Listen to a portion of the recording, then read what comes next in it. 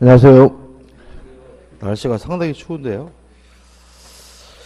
자, 오늘은 어디 할 차례냐면 페이지 188페이지 의사표시를 할 차례입니다. 일단 의사표시 의가 나오는데 의사표시란 의사를 밖으로 표시하는 것을 우리가 의사표시라고 하고, 요 의사를 우리가 뭐라 그랬죠? 원하는 바, 바라는 바죠. 그래서 원하는 바, 바라는 바를 밖으로 표시하는 것이 의사표시다. 그 다음 2번 의사표시 구성 요소가 나오는데 1번 효과 의사가 나오고 우측에 2번 표시행위가 나와요. 자, 이런 문제죠. 의사표시는 그냥 써있는 대로 의사와 표시로 구성되어 있는데, 요 의사를 우리가 뭐라 그러냐면 효과 의사라고 하고, 요 표시를 뭐라 그러냐면 표시행위라고 한다. 따라서 의사표시는 효과 의사와 표시행위로 구성되어 있다. 끝입니다. 그죠? 우측에 보시면은 묵시적 의사표시가 나오는데 한번 내용 한번 읽어보시면 될 것 같고, 한 장을 넘겨보시면 이제 뭐가 나오냐면 190페이지에 의사표시가 난 이론이 나오고 있습니다. 자, 이런 문제입니다. 의사표시는 일치가 돼야 돼요. 근데 만약 이것이 불일치 됐을 때 무엇을 가지고 효과를 결정하느냐. 예를 들어서 속으로는 10원짜리 한마나 줄 마음이 없으면서 말로는 1억을 주겠다라고 얘기하는 바람에 의사표시가 뭐죠? 불일치됐다. 이럴 때는 효과가 무엇에 의해서 결정되느냐. 만약에 효과 의사에 따라서 효과 결정된다. 그럼 이걸 우리가 의사주의라고 하고요. 만약에 표시행위로 효과가 결정돼야 된다. 그럼 이걸 우리가 표시주의라고 하거든요. 만약에 의사주의에 따른다면 속마음대로 뭐 할 필요 없죠? 한 푼 더 줄 필요가 없는 거고, 표시주의에 따르면 말한 대로 뭘 해야 되죠? 1억을 줘야 된다. 이렇게 되는 겁니다. 그죠? 자, 그러면 둘 중에 뭐가 원칙이냐? 우리 문법은 기본적으로 표시주의가 원칙이에요. 의사주의는 예외입니다. 그럼 결국은 둘 다 있기 때문에 우리 민법은 의사주의와 표시주의가 모두 있으니까 기본적으로 절충주의이긴 한데, 뭐가 원칙이죠? 표시주의가 원칙이니까 정확히 말하면 표시주의의 기운, 치우친 뭘 취하죠? 절충주의를 취한다. 그래서 원칙적으로 말하는 대로 1억을 줘야 되고, 예외적으로 속마음대로 뭐죠? 줄 필요가 없다. 이렇게 되는 거죠. 그래서 좌측 하단에 보시면 3번 우리 민법의 태도가 나와요. 제가 한번 읽어볼게요.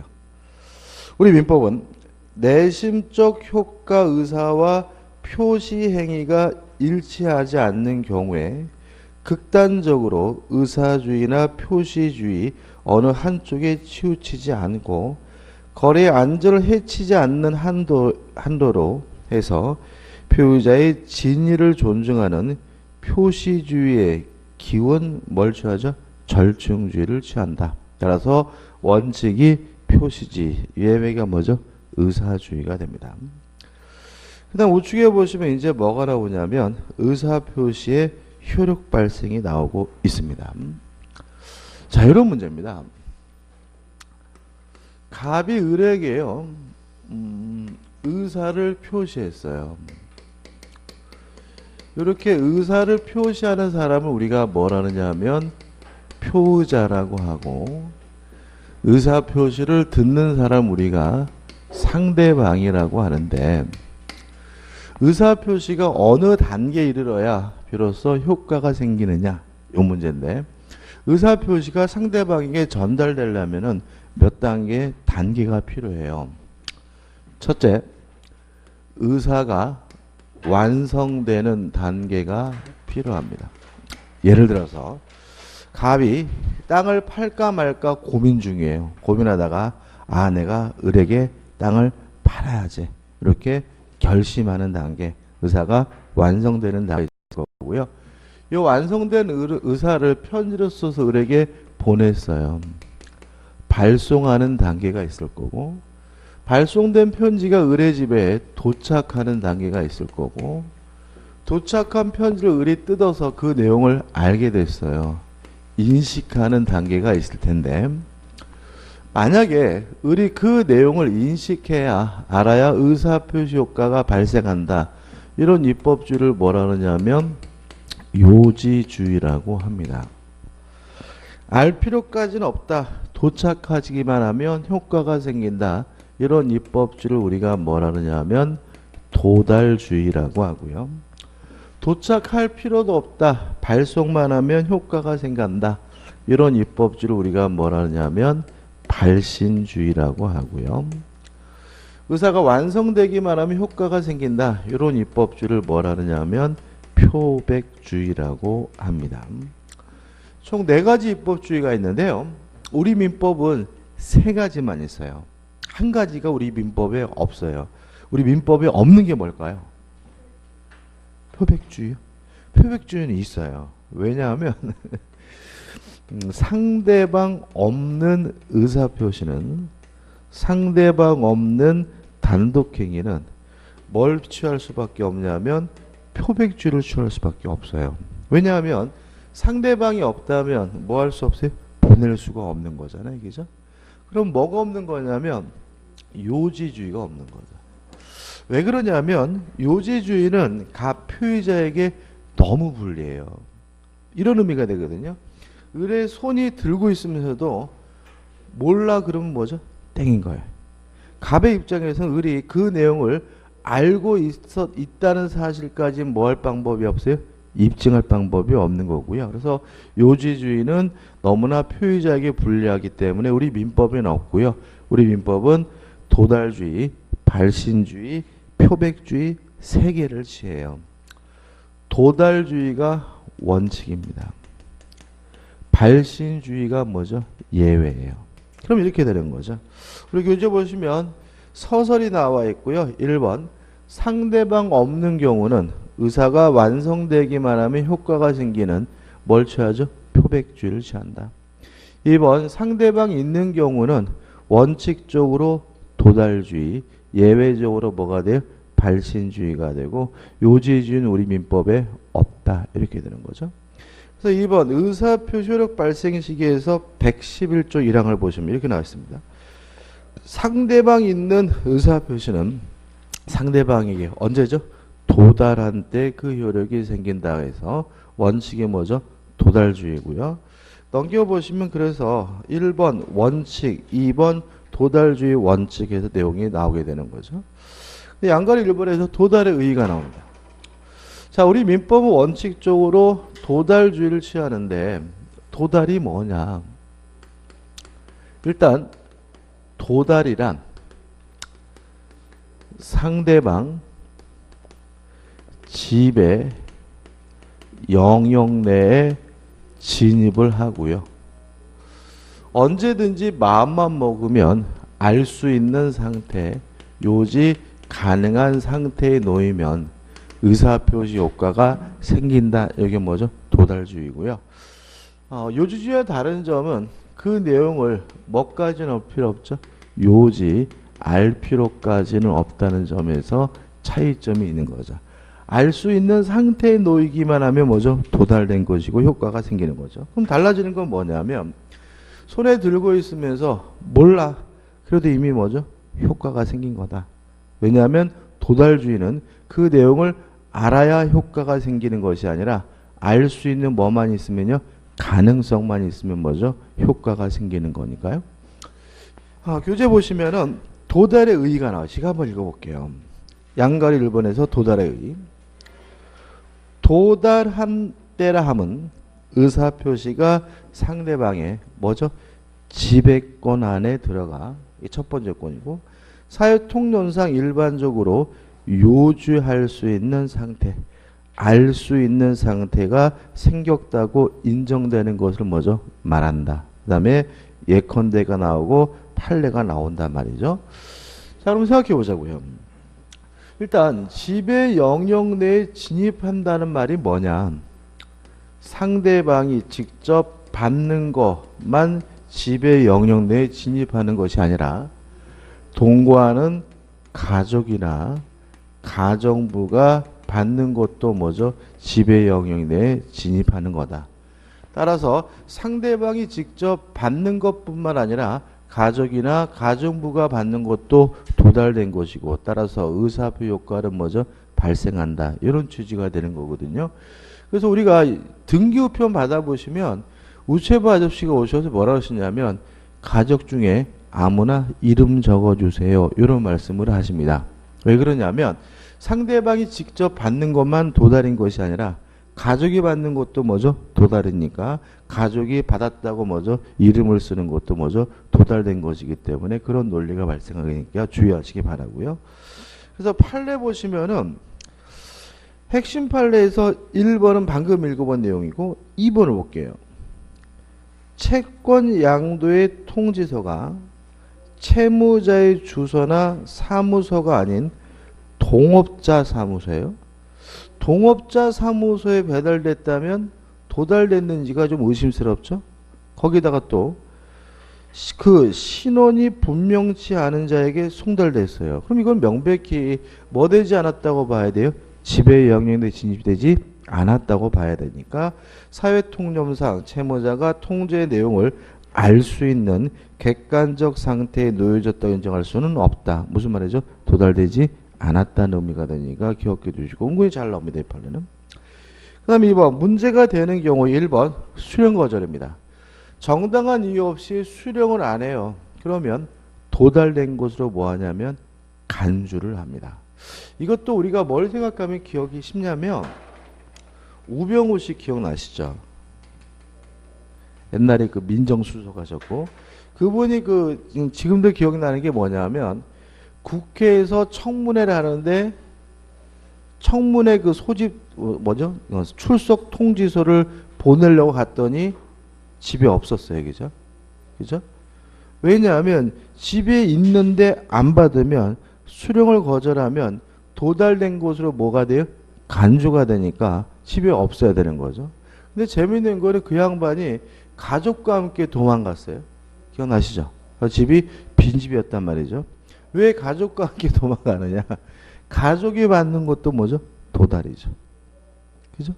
그러니까 다시 말하면 가족이 받아도 도달된 거니까 출석하지 않으면 뭘 받아요? 처벌을 받으니까 도달시키지 않기 위해서 본인만 도망간 것이 아니라 뭐죠? 가족과 함께 도망가게 된다. 그래서 뭐죠? 그분이 법을 잘 아시는 분이잖아요. 그죠? 그래서 우리가 정당한 이유 없이 수령을 거절하면 도달된 것으로 뭐가 돼요? 간주가 됩니다. 그 다음 우측에 맨 위에 2번 격지자 대화자는 개념이니까 한번 읽어보시기 바라고 그 다음에 판례는 일단은 안 볼 거고요. 그 다음에 하단에 보시면 판례 밑에 보시면 2번 도달주의 효과에서 1번 의사표시 철회가 나와요. 철회가 뭐죠? 효과가 발생하기 전에 효과 발생을 막는 것이 뭐죠? 철회였잖아요. 그럼 생각해 보자고요. 도달주의를 취하는 결과 도달이 되면 뭐가 생겨요? 효과가 생기니까 도달된 후에는 뭐 할 수 없겠습니까? 철회할 수가 없고요. 그죠? 그 다음에 발신 후 도달하기 전 요 사이에는 아직 뭐가 없어요? 효과가 없으니까 뭐 할 수 있겠어요? 철회할 수가 있다. 이런 내용이 나와 있겠죠. 왜 그러냐면 철회란 효과가 발생하기 전에 효과 발생을 막는 거다.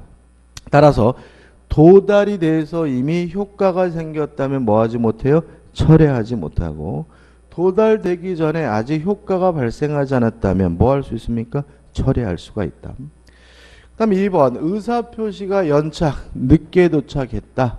불착, 도착하지 않았다. 누가 책임을 져야죠? 표의자가. 따라서 표의자에게 불이익으로 돌아가게 되고요. 3번이 참 시험 문제 잘 나와요. 발신 후에 사정변경입니다. 자, 이게 무슨 말이냐면 갑이 발송 후 도달하기 전 요 사이에 사망을 했어요. 그래도 도달하게 되면 정상적으로 뭐가요? 효과가 생긴다. 이런 얘기예요. 아니면 발신 후 도달하기 전에 이 양반이 제한 능력자가 됐어요. 그래도 도달하게 되면 뭐가 생기냐면 효과가 생긴다. 이런 얘기죠. 자, 우리 민법 이렇게 규정하고 있습니다.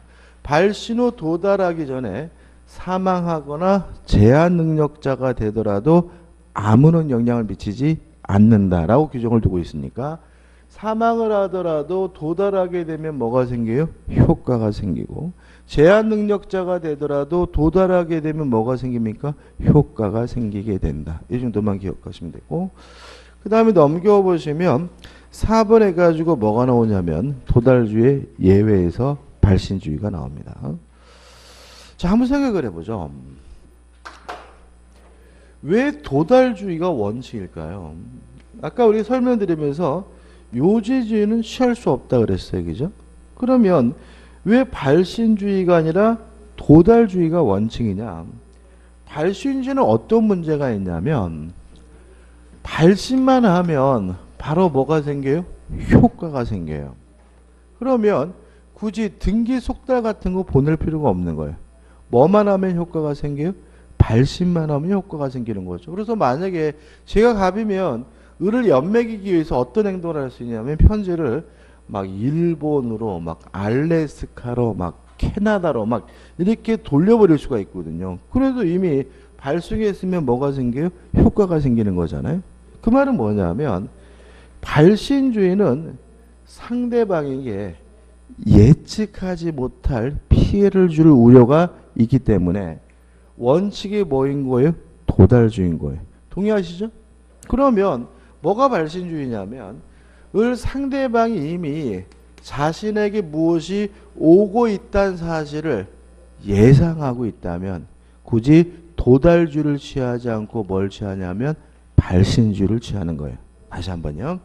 도달주의가 원칙인 이유는 발신주의는 상대방에게 예상하지 못한 피해를 줄 우려가 있기 때문에 도달주의가 원칙이다. 그러면 발신주의는 언제 취하느냐? 상대방이 이미 뭐하고 있을 때요? 예상하고 있을 때. 이미 의사표시를 보내고 있다는 사실을 알고 있을 때는 도달주의가 아니라 뭘 취하는 거죠? 발신주의를 취해요. 그러면 언제 상대방이 예상을 하느냐? 답장이 발신주의인 거예요. 뭐가요? 답장이. 자, 한번 생각해 보세요. 을이 갑에게 먼저 뭔가를 보냈어요. 그거에 대한 갑의 답장이라면 을은 자신에게 무엇이 오고 있다는 것을 충분히 뭐하고 있어요? 예상하고 있는 거죠. 알고 있는 거죠. 그래서 뭐가 발신주의가 되는 거예요? 답장이 발신주의가 됩니다. 그래서 크게 기억합니다. 자, 뭐가 발신주의입니까? 답장이. 그럼 보자고요. 1. 무능력자의 상대방의 최고에 대한 본인 등의 확답. 자, 을이 갑에게 먼저 뭘 했다는 거예요? 채굴 했다는 거죠. 촉구를 했다는 거죠. 채굴 했고요. 그거에 대한 답장인 갑의 확답은 뭐가 된다는 거예요? 발신주의가 된다는 거예요. 3번을 먼저 볼까요? 무권 대리는 상대방의 최고에 대한 본인의 확답. 마찬가지죠. 을이 갑에게 먼저 뭘 했습니까? 채굴을 했죠. 최고에 대해서 갑이 뭘 했어요? 답장, 확답을 했죠. 그래서 최고에 대한 답장인 확답이 뭐가 돼요? 발신주의가 되는 거예요. 3번 볼까요? 4번. 채권자의 채무 인수에 대한 승낙의 확답. 자, 이게 무슨 말이겠어요? 승낙이 나오려면 을이 갑에게 먼저 뭘 했다는 거예요? 청약을 했다는 거죠.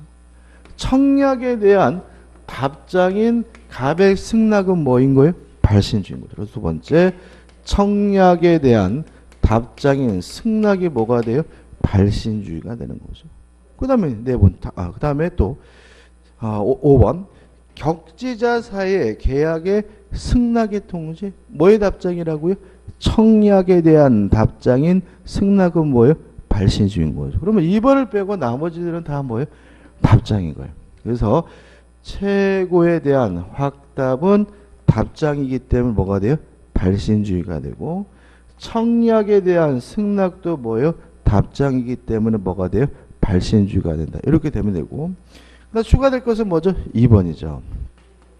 사원총의 소집 통지가 도달주의가 아니라 뭐죠? 발신주의예요. 왜 그런지 또 생각해 볼까요? 자, 우리가 알다시피 사원이 뭐예요?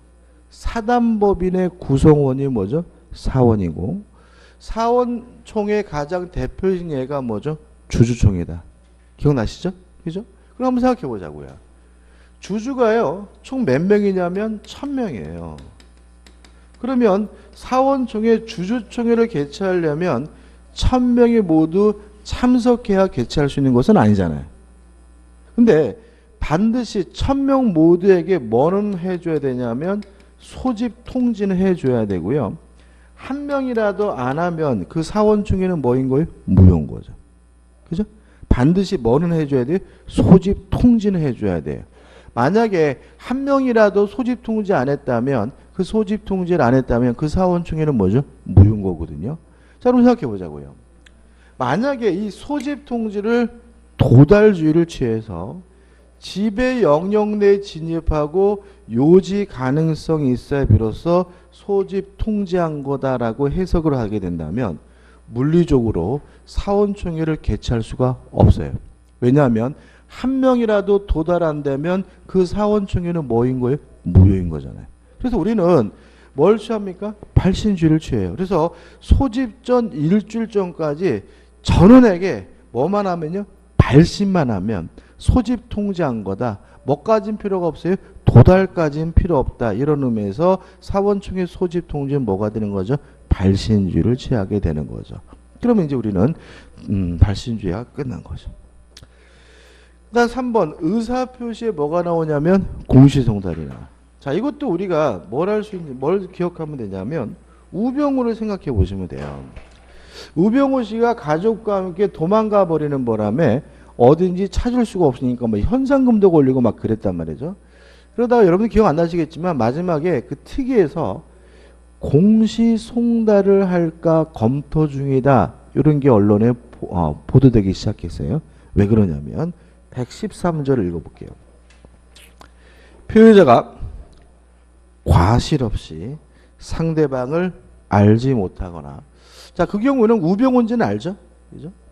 그 다음에 상대방의 소재를 알지 못하는 경우, 여기에 해당하죠. 그러니까 우병우가 가족과 함께 도망가 버리는 바람에 과실 없이 상대방이 뭘 몰라요? 소재를 알지 못하는 경우에는 의사표시는 민사소송법 공시송달 규정에 의하여 뭐 할 수 있습니까? 송달할 수가 있습니다. 그래서 공시송달을 언제 하냐면 과실 없이 상대방이 누군지 모르거나 상대방의 소재를 알지 못할 때 공시송달을 하게 되고요.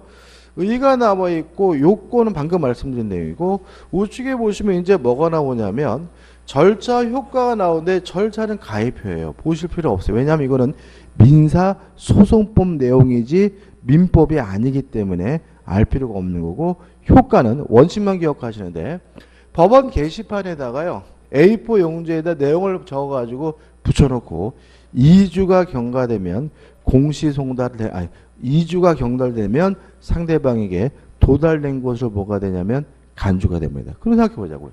자, 언제 공시송달하느냐?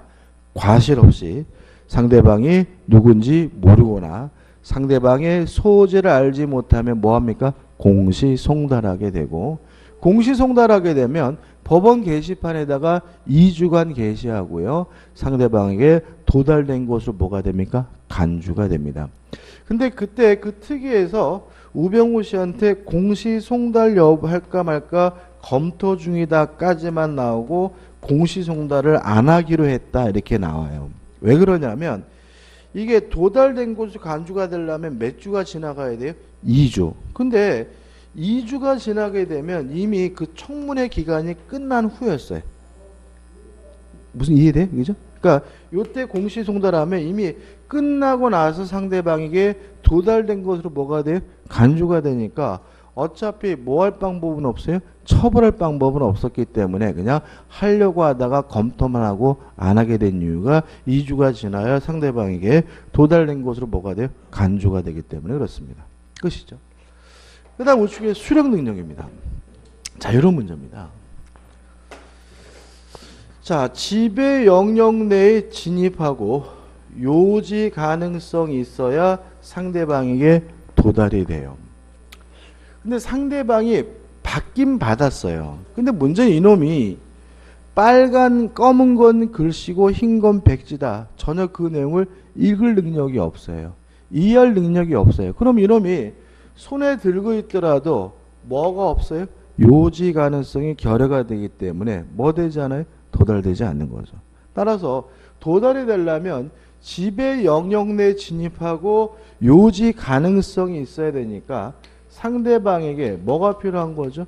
요지 능력이 필요한데 요 요지 능력을 뭐라 그러냐면 수령 능력이라고 해요. 다시 말하면 수령 능력은 받을 수 있는 능력이 아니라 그 내용을 이해할 수 있는 능력 우리가 뭐죠? 수령 능력이라고 해요. 그죠? 우측에 의 한번 읽어볼까요? 의. 의사표시의 수령 능력이란 의사표시를 뭐 할 수 있느냐? 요지할 수 있는 능력을 의미합니다. 다시 말하면 뭘 의미하지 않습니까? 받을 수 있는 능력을 의미하지는 않습니다. 그 다음에 이러한 능력이 결여된 사람을 우리가 뭐라 그러냐면 수령 무능력자라고 하거든요. 그럼 넘겨보시면 2번 수령 무능력자에 대한 의사표시 이렇게 나오는데 일단 누가 수령 무능력자냐에 대해서 우리 민법은 모든 제한 능력자가 수령 무능력자다라고 규정을 두고 있습니다. 다시 말하면 모든 제한 능력자를 일률적으로 다 뭐로 집어넣으세요? 수령 무능력자로 다 집어넣는다는 거죠. 그러면 어떻게 되느냐? 미성년자, 피한정 후견인, 피성년 후견인이 받더라도 원칙적으로 뭐 되지 않습니까? 도달되지 않습니다. 자, 그럼 생각해 보자고요. 왜 도달을 안 시키냐면 능력이 부족한 제한 능력자를 보호하려고 도달 안 시키는 거죠. 그럼 역으로 말하면 제한 능력자 측에서 보호받기 싫대요. 그럼 굳이 뭐 할 이유는 없어요? 보호할 일은 없기 때문에 두 번째 제한 능력자 측에서 오히려 도달됐음을 주장하는 것은 뭐죠? 가능하다. 이렇게 되고요. 그 다음에 제한 능력자에게는 반드시 뭐가 있냐면 친권자나 후견인과 같은 법정 대리인이 있게 되는데 만약에 법정 대리인이 안 때에는 그때는 뭐가 되냐면 도달이 되고요. 그 다음에 적진 않겠지만 예외적으로 제한 능력자에게 행위 능력이 인정되는 경우에도 무엇이 인정됩니까? 수령 능력이 인정되게 된다는 것까지 꼭 기억해 두시기 바랍니다. 다시 한번 말씀드릴까요? 제한 능력자는 수령 무능력자이기 때문에 제한 능력자가 받더라도 원칙적으로 뭐 되지 않습니까? 도달되지 않습니다. 다만 제한 능력자 측에서는 도달을 주장하는 것이 뭐죠? 가능하고요. 또 법정 대리인이 안 되는 뭐가 됩니까? 도달이 됩니다. 그 다음에 제3절에서 법률행위의 해석이 나옵니다. 일단 법률의 해석의 의인데 이거는 법 해석이 아니라 의사표시 해석을 말합니다. 그러니까 우리가 처음에 공부하면 법률행위 해석 그러면 자꾸 이거 법 해석하고 연관시키는데 아무 상관이 없는 거예요. 뭘 해석하는 거라고요? 의사표시. 자, 왜 그런 거냐면 법률행위가 뭐냐? 의사표시가 들어있는 적법행위가 뭐죠? 법률행위고 효과는 무엇에 의해서 결정되냐면 의사표시에 의해서 결정되잖아요. 그러면 법률의 효과가 어떤지를 알려면 의사표시가 무엇인지를 알아야 효과를 결정할 수 있는 거죠. 그래서 법률행위를 해석하는 것은 결국은 법률행위의 효과를 확정하기 위해서 해석하는 거니까 법률행위 속에 들어있는 뭘 해석하는 거죠? 의사표시를 해석하는 거다. 이거 개념이에요. 그다음 우측에 보시면 해석 방법이 나와요. 한번 예를 들어 볼게요. 갑이 을에게요. 의사를 표시했습니다. 근데 만약에 의사 표시가 일치됐다면 굳이 해석할 필요가 없어요. 근데 의사표시가 불일치됐어요. 예를 들어서 갑이 속으로는 개집을 팔고 싶으면서 말로는 집을 팔겠다고 했어요. 그러는 바람에 갑이 팔고자 하는 것이 개집인지 집인지를 모르겠어요. 요때 하는 것이 뭐죠? 법률행위 해석, 의사표시 해석이 되는 거고요. 만약에 을 상대방 입장에서 해석을 하는 것을 우리가 뭐라 그러냐면 규범적 해석이라고 해요. 자, 상대방 입장이라는 것은 결국 뭐냐 하면 갑의 표의자의 의사는 뭐 하지 않겠다는 거예요? 고려하지 않겠다는 거죠. 을이 들은 것만 가지고 해석한다는 거잖아요. 다른 말로 하면 표시 행위의 객관적 의미를 탐구하는 것이 뭐가 되는 거죠? 규범적 해석이 됩니다. 이에 반해서 갑, 표의자 입장에서 해석을 하는 걸 우리가 뭐죠? 자연적 해석이라고 하고요. 자연적 해석이라는 것은 표의자 입장이라는 말은 을이 어떻게 들었는지는 뭐 하지 않겠다는 거예요? 고려하지 않겠다는 거죠. 갑의 의사를 가지고 해석하겠다는 거고요. 요 의사가 뭐냐면 효과 의사죠. 좀 더 정확히 말하면 마음속에 있는 내심적 효과 의사를 탐구하는 것이 뭐죠? 자연적 해석이에요. 자, 그럼 해보죠. 자, 요 사례를 규범적 해석을 하게 되면 갑이 을에게 팔겠다고 한 것은 결국 뭐가 되는 거죠? 표시된 대로 집이 되는 거고요. 요 사례를 자연적 해석을 하게 되면 갑이 을에게 팔겠다고 한 것은 속마음대로 뭐가 되는 거예요? 개집이 되는 거죠. 동의하시죠? 그 다음에 이제 마지막으로 뭐가 원칙이에요? 자, 이게 무엇과 통하게 되냐면 여기서 했던 의사주의와 표시주의에 통하잖아요. 동의하시죠? 같은 내용이잖아요. 그럼 결국은 규범적 해석은 뭘 말하는 거예요? 표시주의를 말하는 거고, 자연적 해석은 뭘 말하는 거예요? 의사주의를 말하니까 우리 민법이 뭐가 원칙이라고요? 표시주의가. 따라서 규범적 해석이 원칙이고 자연적 해석은 뭐인 거예요? 예외인 거예요. 그럼 여기서 이제 우리가 뭘 할 수 있냐면 문제 지문에서 뭔 소린지 모르겠다 이런 말이 나오면 뭐가 떠올라야 되냐면 원칙이 뭐죠? 규범적 해석이 떠올라야 되는 거예요. 그래서 만약에 별말 없이 표시행위의 객관적 의미를 탐구한다 그러면 뭐죠? 맞는 말이지만 내심적 효과 의사를 탐구한다 그러면 뭐죠?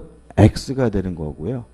별말 없이 상대방이 이해한 것을 가지고 판단한다 그러면 뭐죠? 맞는 말이지만 표의자가 의도한 바에 따라서 결정한다 그럼 뭐가 돼요?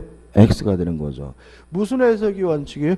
규범적 해석이 원칙인 거예요. 그럼 우측 카드에 넣으면 판례를 읽어볼 수가 있어요. 자, 판례를 제가 한번 읽어볼게요. 첫 번째 판례입니다. 법률행위 해석은 당사자가 그 표시행위에 부여한 뭐죠?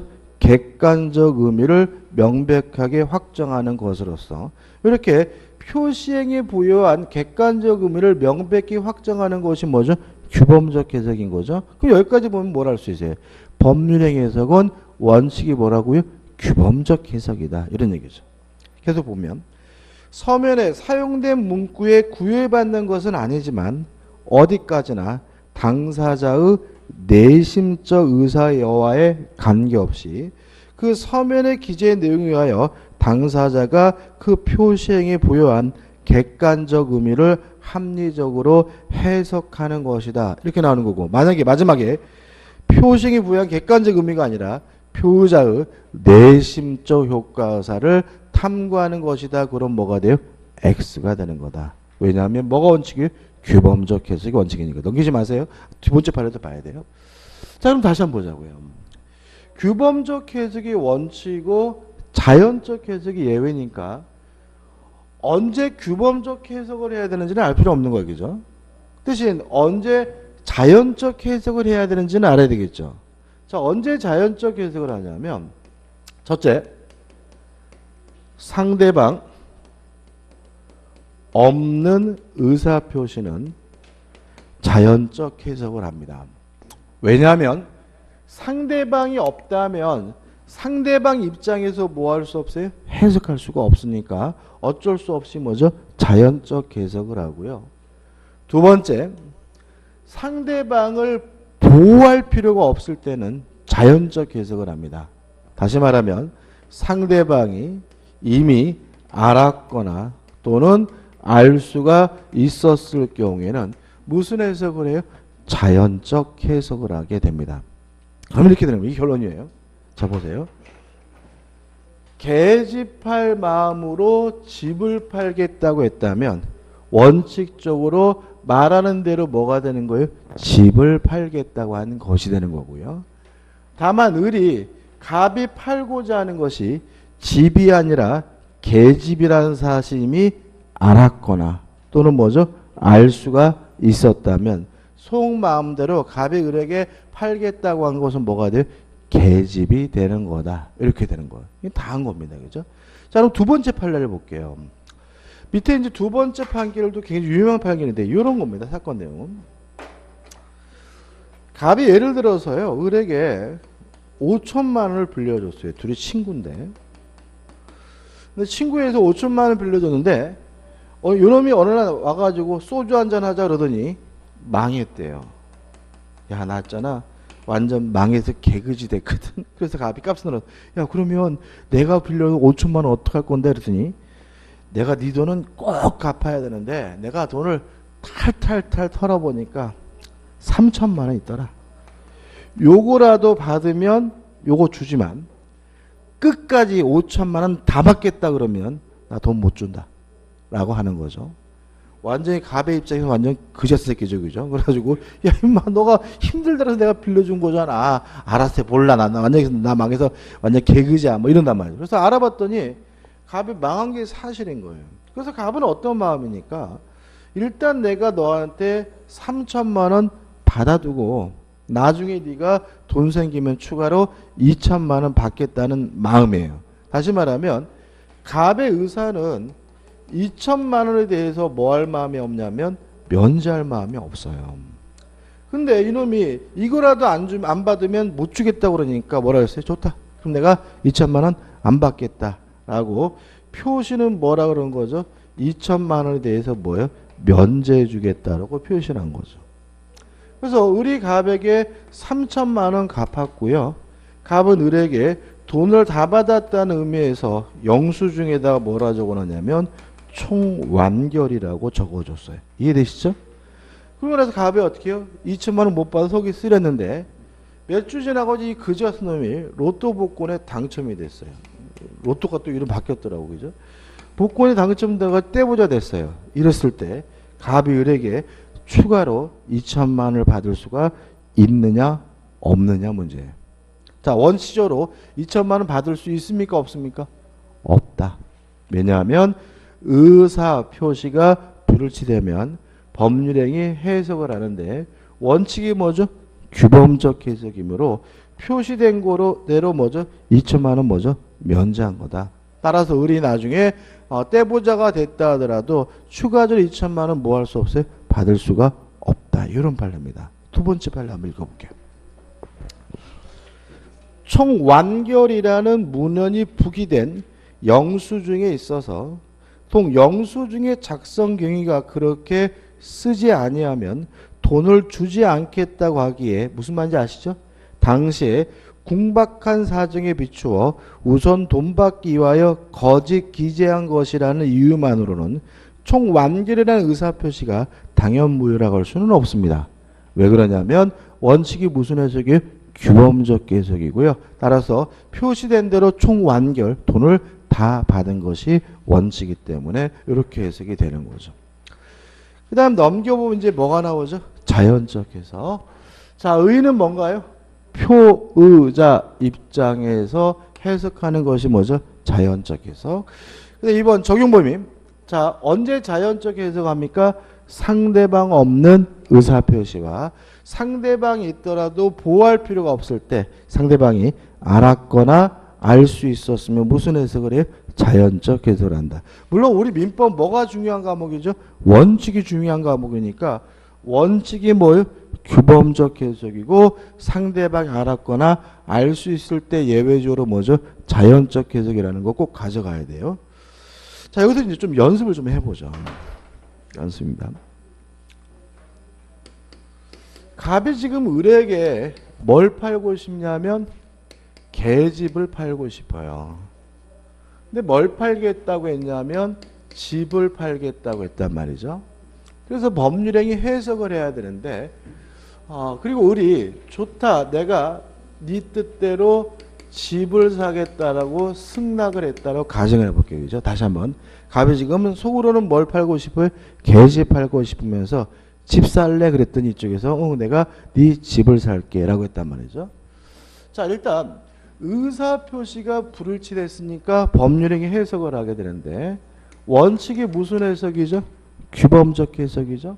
그러면 갑이 을에게 팔겠다고 한 것은 표시된 대로 뭐가 돼요? 집이 되고 을이 사겠다고 한 것은 뭐예요? 집이니까 원칙적으로 규범적 해석을 하게 되면 집에 대해서 계약이 뭐가 되냐면 성립되게 돼요. 이게 다만 지금 갑은 실수했죠. 지금 원래는 뭐 팔고 싶어요? 계집 팔고 싶은데 뭘 팔게 됐어요? 집을 팔게 됐어요. 실수죠. 이거 우리가 뭐죠? 착오해. 이걸 우리가 착오에 관한 의사 표시가 되고요. 좀 이따가 자세할 거예요. 근데 여기서 조심할 게 있어요. 만약에 이 사례를 자연적 해석을 해볼게요. 자연적 해석을 하게 되면 갑이 을에게 팔겠다고 한 것은 뭐가 돼요? 계집이 되고 을이 사겠다고 한 것은 뭐가 돼요? 집이 되죠. 그럼 이때는 불합의로서 계약이 뭐조차 되지 않냐면 성립조차 되지를 않아요. 이 부분 중요합니다. 지금 제가 다시 한번요. 자연적 해석을 하면 갑이 을에게 팔겠다고 한 것은 뭐가 돼요? 계집이 되고 을이 사겠다고 한 것은 뭐예요? 집이니까 불합의로서 계약이 뭐 되지 않아요? 성립되지 않아요. 따라서 착오 문제는 규범적 해석을 해야지만 발생합니다. 자연적 해석을 하는 경우에는 뭐가 문제될 수 없어요? 착오 문제가 발생할 수는 없습니다. 우리 주택관리사 시험에서 반드시 나오는 지문이 뭐냐면 자연적 해석을 해야 되는 사례를 들면서 착오를 이유로 취소할 수 있다라는 지문을 무조건 나오고 있고요. 그럼 뭐죠? X다. 왜냐하면 착오는 무슨 해석을 해야지만요? 규범적 해석을 해야지만 발생한다.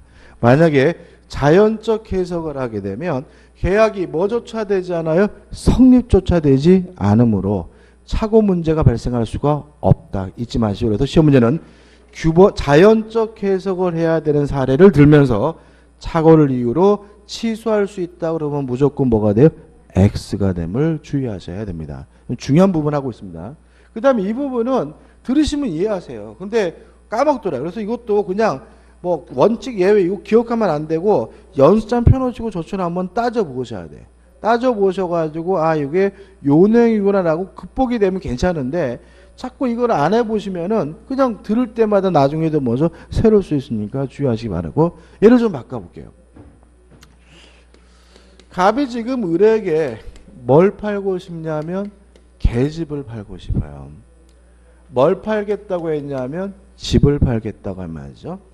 근데 다행히 을이 갑이 팔고자 하는 것이 집이 아니라 계집이라는 사실을 알고 있었어요. 그래서 을이 갑에게 뭐라 그랬냐면 계집을 사겠다라고 승낙을 했다라고 가정을 해볼게요. 자, 상대방이 악이니까 무슨 해석을 해요? 자연적 해석을 하고요. 자연적 해석을 하게 되면 갑이 을에게 팔겠다고 한 것은 뭐가 돼요? 계집이 되고 을이 사겠다고 한 것도 뭐요? 계집이니까 이때는 계집에 대해서 계약이 뭐 하게 되냐면 성립되게 돼요. 그럼 결과적으로 갑의 입장에서는 계집을 집이라고 잘못 표시했죠. 오 표시했더라도 계집을 파는데 아무런 문제가 없었다. 그래서 이걸 우리가 뭐라냐면 오 표시 무해의 원칙이라고 하는 거예요. 그래서 상대방이 알았거나 알 수 있었다는 이유로 무슨 해석을 했어요? 자연적 해석을 했는데 의사대로 계약이 성립된다면 이게 뭐예요? 오표시 무효의 원칙이 되는 거죠. 그래서 오표시 무효의 원칙은 무슨 해석 결과인 거예요? 자연적 해석 결과임을 유의하시기 바랍니다. 다 했습니다. 그럼 교재 보자고요. 2번 해가지고 뭐가 나옵니까? 오표시 무효의 원칙 해가지고 사례가 나오고 또 밑에 뭐가 나와요? 판례가 나와요.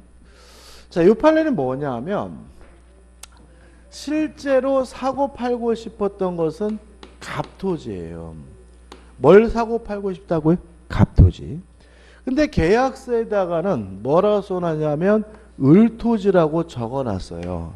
그러면 요 매매 대상이 되는 것이 갑토지인지 을인지는 뭘 해야 돼요? 법률행위 해석을 해야 되는데 만약에 규범적 해석을 하면 뭐가 돼요? 을토지가 되고 자연적 해석을 하게 되면 뭐가 되겠어요? 갑토지가 되겠죠. 그럼 먼저 규범적 해석인지 자연적 해석인지를 판단해야 되겠죠. 판례 봅니다. 박스를 읽어볼게요. 박스. 이렇게 나와있죠. 부동산에 매매 계약이 있어 쌍방 당사자가 모두 특정의 갑토지를 계약의 목적물로 삼았으나 이렇게 나와있죠. 그러면 쌍방 당사자가 모두 매매 대상이 갑토지임을 알았죠. 다시 한번 읽어봐요. 읽어봐야 되겠죠, 그죠? 자, 지금 쌍방 당사자가 갑토지를 계약의 목적으로 삼았다는 말은 계약의 목적물이 쌍방 모두가 갑토지인지를 알았다는 얘기니까 이거는 무슨 해석을 해야 되는 거예요? 자연적 해석을 해야 되는 거죠. 자연적 해석을 하게 되면 의사대로 갑토지에 대해서 뭐가 성립되는 거예요? 계약이 뭐가 돼요? 성립되는 거고 갑토지에 대해서 계약이 성립하는 이유는 무슨 해석을 했기 때문에? 자연적 해석을 했기 때문에 착오를 이유로 뭐 할 수 없는 사례예요? 취소할 수 없는 사례인 거예요. 왜요? 착오는 무슨 해석을 해야 돼요? 규범적 해석을 해야지 발생하는 거니까. 그럼 결국 이렇게 되는 거죠. 만약에 표시된 대로 을토지에 대해서 등기까지 이루어졌다면 그 등기는 뭐죠? 무효고 뭘 다시 등기해 줘야 돼요? 갑토지를 등기해 줘야 된다. 왜요? 자연적 해석을 해야 되는 사례니까요. 그럼 계속 읽어볼게요. 그 목적물의 지번 등에 관하여 착오를 일으켜. 자, 지금 판례가 착오라는 말이 나오고 있지만 착오를 이유로 뭐 할 수 없습니까? 취소할 수 없는 사례입니다. 왜요? 자연적 해석의 사례니까. 계속 보시면 계약을 체결함에 있어서는 계약서상 그 목적물을 갑토지와는 별개인 을토지로 표시하였다 하더라도 갑토지에 관한 이를 매매 목적물로 한다는 쌍방 당사자의 의사합치가 있는 이상 위 매매계약은 갑토지에 관하여 성립한 것으로 보아야 할 것이고 왜 이런 결론이 나온다고요? 자연적 해석을 하기 때문에 그런 것이죠. 을토지에 관하여 매매계약이 체결된 것으로 보아서는 안 될 것이며 만일 을토지에 관한 위 매매계약을 원인으로 하여 매수인 명으로 소유권 이전 등기가 격려되었다면 이는 원인이 없이 격려된 것으로서 무효다. 따라서 을토지에 대한 등기는 말소하고 새롭게 갑토지를 다시 뭘 해줘야 돼요? 이전 등기를 해줘야 된다. 이런 논리인 거죠. 다 했습니다. 그 다음 우측에 이제 보충적 해석이죠. 자, 규범적 해석이 원칙이고 자연적 해석이 예외예요. 둘 중에 하나인 거죠. 자, 둘 중에 하나를 선택해서 해석을 했어요. 해석을 했는데도 불구하고 아직도 그 내용을 알 수가 없다면 그때는 제3자 입장에서 그 의미를 보충하게 되는데 이걸 우리가 뭐라 그러냐면 보충적 해석이라고 합니다. 그래서 보충적 해석은 제3자 입장에다 제3자 이렇게 외우는 게 중요한 게 아니라 언제 하는 거죠? 해석 후. 먼저 규범적 해석이나 자연적 해석을 한 후에 그래도 뭔 소리인지 모를 때 하는 것이 뭐예요? 보충적 해석이고요. 처음부터 뭘 할 수 없습니까? 보충적 해석을 할 수는 없다는 거 주의하시기 바랍니다. 원칙이 뭐예요? 규범적 해석, 예외가 뭐죠? 자연적 해석입니다. 그 다음에 이제 뭐가 나오냐면 해석에 뭐가 나오죠? 기준이 나와요. 좀 적어보면. 자, 법률행위 해석의 기준으로서 우리 민법, 우리 판례는 첫 번째, 당사자가 기도한 목적을 가지고 해석한다. 이렇게 나오고, 목적 가지고 해석했는데도 그 의미를 알 수 없어요. 그때는 사실인 관습을 가지고 해석을 하고요. 그래도 뭔 소린지 모르겠으면 그때는 임의법규 가지고 해석을 하게 되고요. 그래도 뭔 소린지 모르겠으면 마지막에 신의 성실 및 조리를 가지고 해석하게 됩니다. 외울 거는 아닌데 일단 첫 번째 조심할 것은 요 네 가지는 단기 문제다. 목적 가지고 안 되면 사실인 관습, 안 되면 임의법규, 안 되면 신의 성실 및 조리지. 요 네 가지를 뭐 해서요? 종합해서 해석하는 것이 아니라 단계 문제임을 주의하시기 바라고요. 그 다음에 문제는 뭐냐면 요거하고 요 규범적 해석, 자연적 해석, 보충적 해석하고 결합이 돼야 돼요. 자, 이게 이런 얘기입니다.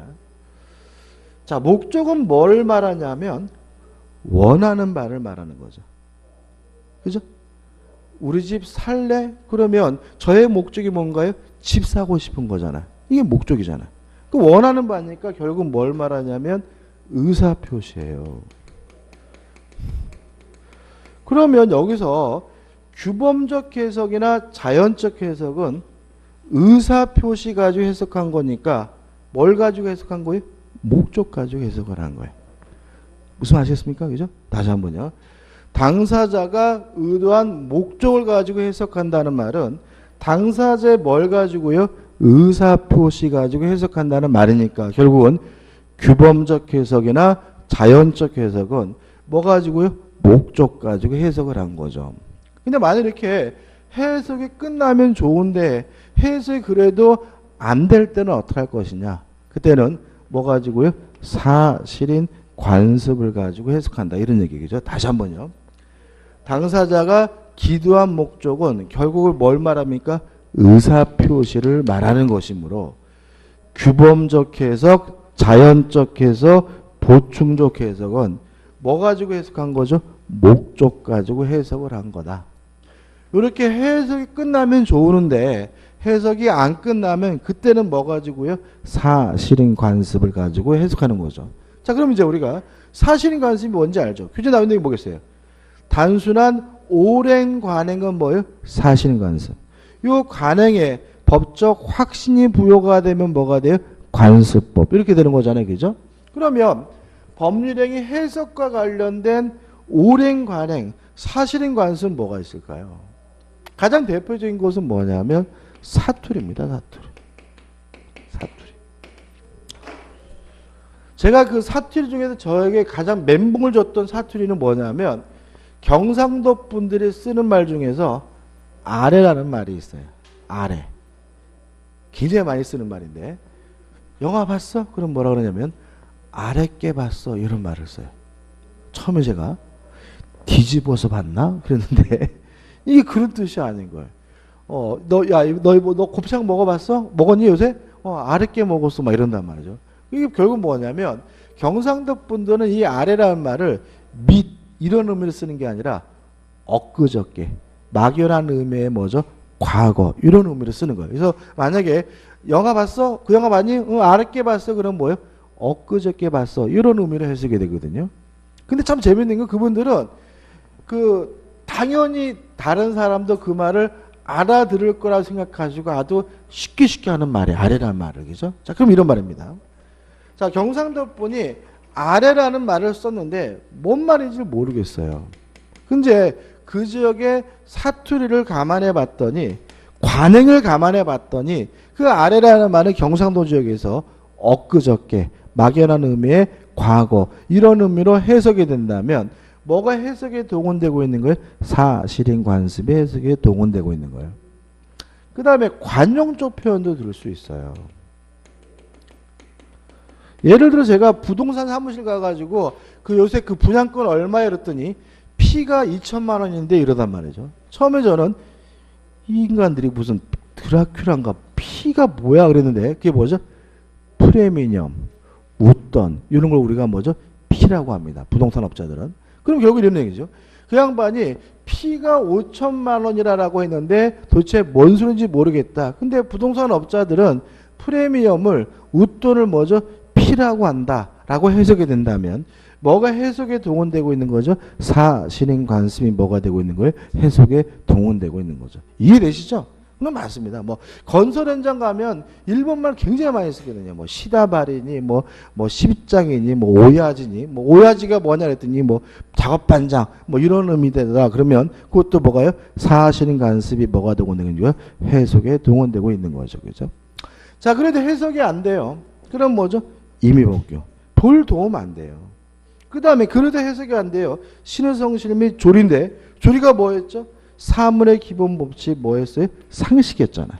그죠? 그러면 결국은 의사표시 목적 가지고도 안 되고 사실인 관습 가지고 안 되고 임의복규 가지고 안 된다면 마지막에 무엇에 따라서요? 사회 통념에 따라서 상식에 맞춰서 해석해야 된다는 의미에서 신의성실 및 조리도 뭐가 되는 거죠? 해석의 기준으로서 쓰이게 됩니다. 이 부분은 중요한 부분은 아니에요. 다만 우리가 요 네 가지와 뭐가요? 요것이 결합돼야 되고 목적 가지고 해석한다는 말이 뭐예요?